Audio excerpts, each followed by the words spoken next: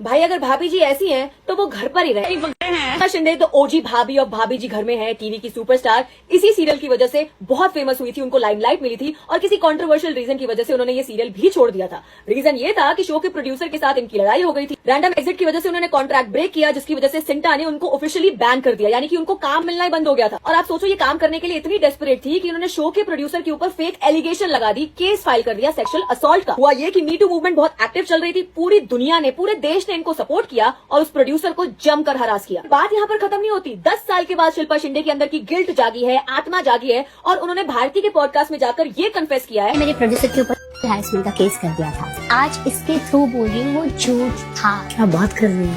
वाह भाभी जी वाह। अब ये 10 साल बाद बोलने की क्या जरूरत थी। ऐसे सेलिब्रिटीज को शर्म आनी चाहिए जो अपनी स्टारडम का फायदा उठाते हैं, और इन लोगों की वजह से ही ना मी टू मूवमेंट के जो रियल केसेस भी है ना वो भी दब जाते हैं। 10 साल पहले भी आपने अपने फायदे के लिए मुंह चलाया, अगले की लाइफ खराब कर दी, और आज 10 साल बाद भी लाइमलाइट में आने के लिए, कंट्रोवर्सी में आने के लिए आपने ये बोल दिया मुझे अपनी कॉन्शियस को क्लियर करना है। ऐसे नहीं चलता यार।